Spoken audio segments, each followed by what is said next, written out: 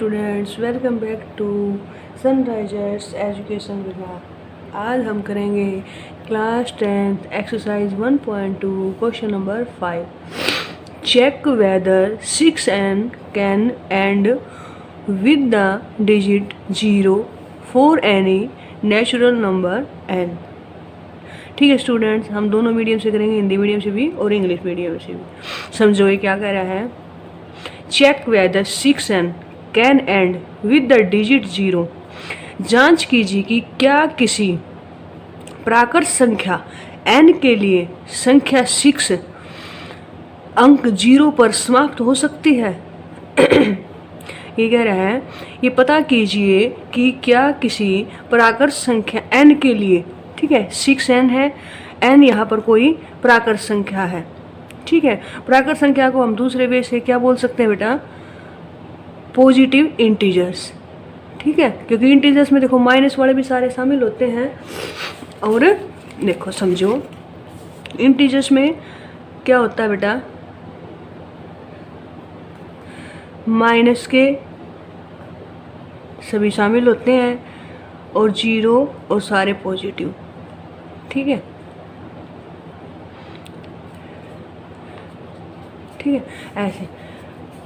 और natural numbers क्या होते हैं, नेचुरल नंबर्स होते हैं हमारे 1 2 3 4। ठीक है, तो इंटीजर्स के हम बोल सकते हैं सारे पॉजिटिव नंबर्स। ठीक है, नेचुरल नंबर को हम क्या बोल सकते हैं, इंटीजर्स के सारे पॉजिटिव नंबर्स।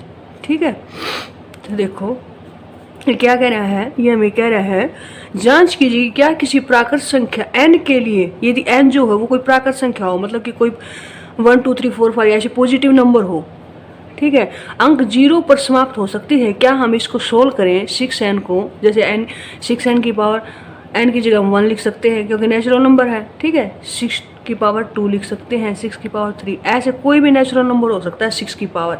ठीक है, तो कह रहा है क्या हम इसको ना सोल्व करें, खोल लें इनको, तो क्या ये संख्या कभी भी 0 पर समाप्त होगी। 0 पर समाप्त का मतलब कि ये डिजिट जैसे कि देखो इस रूप में आएगी क्या, ये लास्ट में 0 आएगा क्या। ठीक है, कह रहा है ये संख्या क्या कभी भी 0 पर समाप्त होगी, क्या कभी लास्ट में 0 आएगा क्या।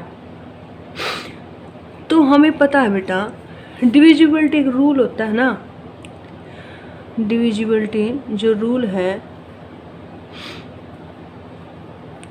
उसमें क्या है, विभाजकता नियम क्या है उसमें, उसके अकॉर्डिंग 5 से कौन सी संख्या डिवाइड हो जाएगी, 5 से कौन सी संख्या डिवाइड हो जाएगी जिसके यूनिट प्लेस पे या तो 0 होगा या फिर 5 होगा। अब लेकिन हम बात कर रहे हैं 0 पे समाप्त होने वाली संख्या।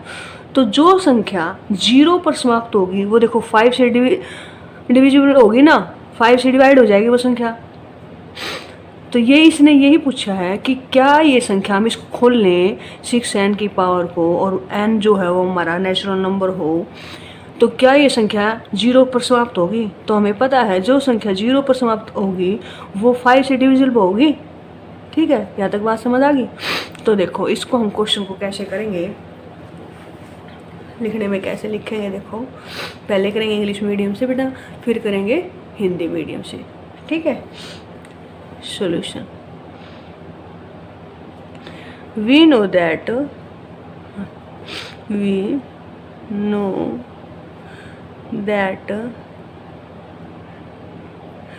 any positive integers and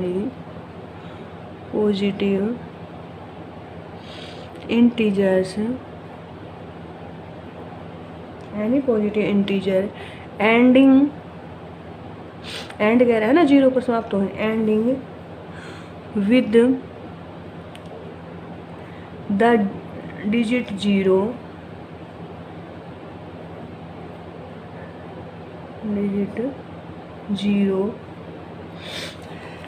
is divisible by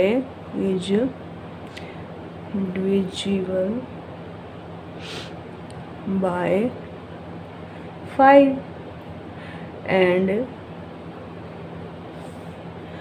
show its prime factorization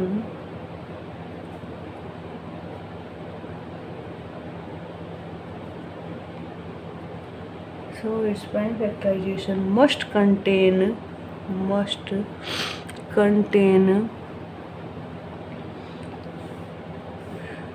the prime number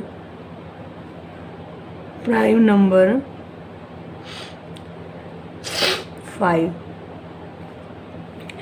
देखो हमने क्या लिखा है, वी नो दैट, हम जानते हैं कि एनी पॉजिटिव इंटीजर, कोई भी धनात्मक पूर्णांक ending with the digit 0, zero पर समाप्त होगा, इज डिविजिबल बाय 5, यदि वो 5 से डिवाइड हो जाता है, ठीक है। And show its prime factorisation, जो होंगे फिर इसके जो अभाज्य गुणनखंड होंगे ना, उनमें 5 जो है नंबर जरूर आएगा फिर, ठीक है। तो इसलिए हम क्या लिख सकते हैं फिर, देखो 6n को यदि हम इसके प्राइम फैक्टराइजेशन करें तो क्या हो जाएंगे, देखो 2 इंटू, हम 6 को क्या लिख सकते हैं बेटा, 2 इंटू 3 लिख सकते हैं ना, और इसकी पावर n है तो यहाँ पावर n कर सकते हैं, ठीक है। अब इसको खोल के लिखें तो ये 2 की पावर n हो जाएगा, और यहाँ से इंटू में 3 की पावर n हो जाएगा, ठीक है। खोल के लिखेंगे तो ये तो 2 की पावर n, और यहाँ से इंटू में 3 की पावर n हो जाएगा, ठीक है। अब देखो, लेकिन जो 6 के जो प्राइम फैक्टर्स आए ना, वो तो 2 और 3 में आए बेटा, 2 और 3 में आए हैं, तो इसका मतलब 5 इसका प्राइम फैक्टर नहीं आया, तो ये जीरो जो ये संख्या जो है वो 0 पर समाप्त नहीं हो सकती कभी भी, ठीक है। तो लिख देंगे, क्या लिखेंगे, the prime factors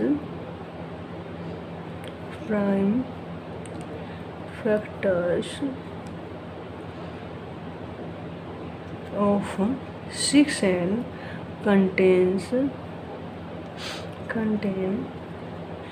2 and 3 only, 2 and 3 only। जो 6n है उसके प्राइम फैक्टर्स कह रहा है सिर्फ 2 और 3 है ओनली, तो hence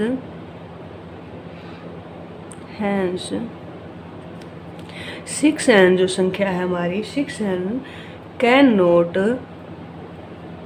end with the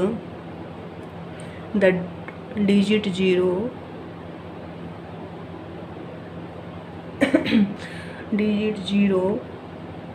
for any natural number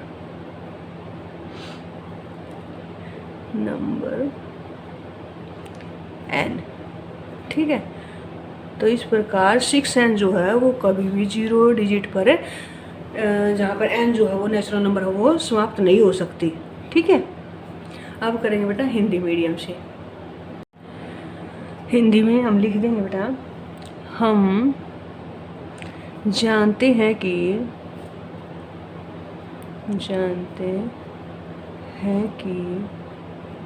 कोई भी धनात्मक प्राकृत संख्या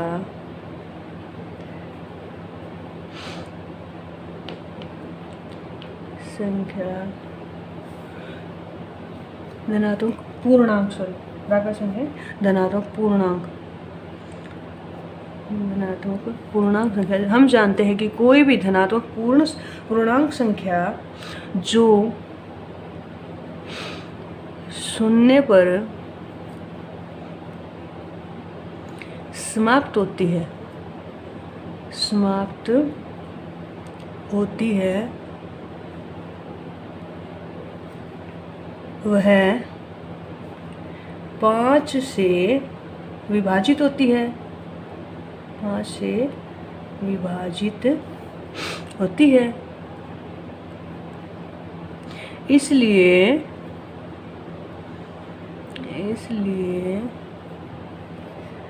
उसके अभाज्य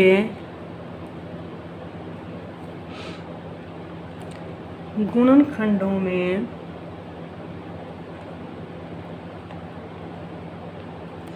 अभाज्य संख्या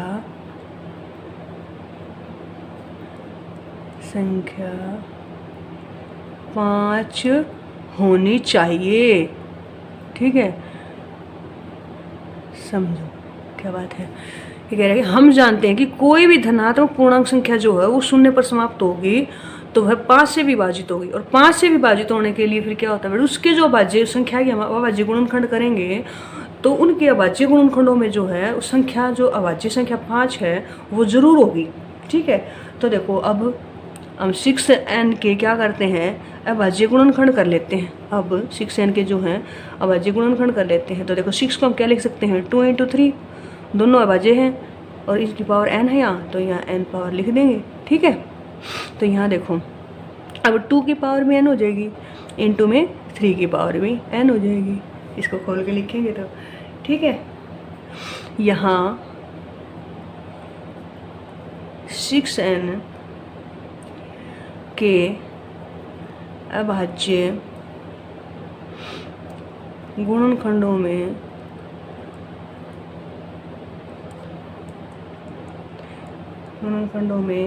केवल 2 और 3 है। यहाँ पर तो देखो इसके अभाज्य गुणनखंडों में केवल 2 और 3 आए हैं, 5 नहीं आया। तो इस ऐसे तो फिर हम क्या लिख सकते हैं, हम लिख सकते हैं कि 6n जो है वो किसी भी प्राकृत संख्या n के लिए कभी भी शून्य पर समाप्त नहीं हो सकती। अतः 6n किसी भी प्राकृत संख्या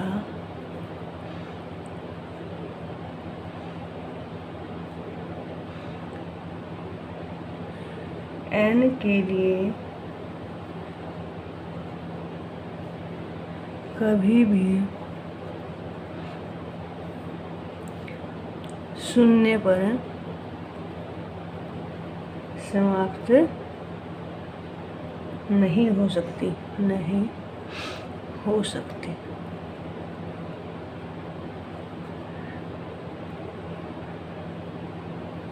ठीक है बेटा, आज के लिए इतना ही बेटा, आगे के का नेक्स्ट वीडियो में।